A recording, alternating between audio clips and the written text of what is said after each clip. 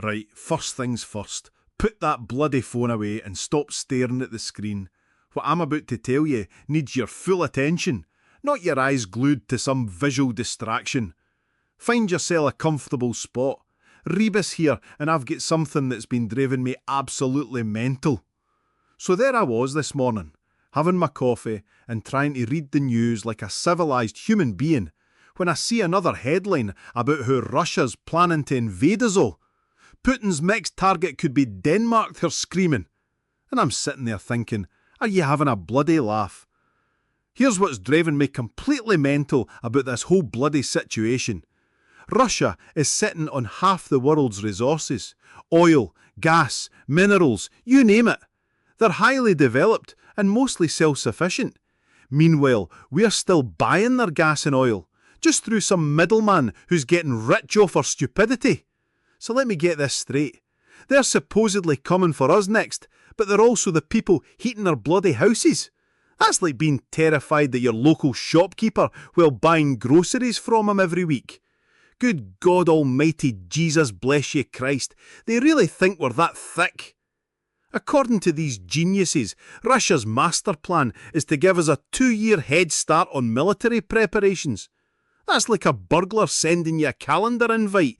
Planning to rob your house next Thursday at 3 p.m, hope that gives you enough time to install better locks. Russia's just sitting there like a well-behaved spaniel, waiting patiently while we spend billions figuring out which tanks to buy. Oh, don't mind us, we'll just wait here while you get your military shopping sorted. And here's the thing that makes it even more mental.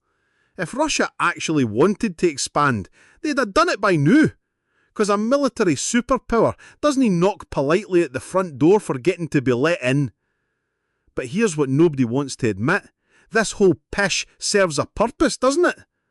How else can they justify throwing billions at the military-industrial complex while telling us there's no money for healthcare or education? Fear-mongering sells weapons and scared people don't ask awkward questions. Now, I understand it's no easy to resist these manipulation tactics. We are bombarded with this stuff every single day. The media, the politicians, they're all singing from the same hymn sheet. And when everyone around you's believing something, it takes real courage to stand up and say, wait a bloody minute, this doesn't make sense. But that's exactly what we need to do. Start asking the obvious questions they don't want you to ask. Like, why would a country that's got everything they need want to come manage our traffic problems and deal with our council meetings? So here's your challenge for this week. Next time you see one of these invasion scare stories, ask yourself the most basic question. Why would they bother? What's in it for them? And if you can't come up with a sensible answer, maybe it's because there isn't one. Well, there's your 3 minutes of common sense wisdom. Now go ask the obvious questions instead of swallowing whatever narrative they're feeding you. See you soon, and remember, if something doesn't make basic logical sense, it's probably because it's absolute pish.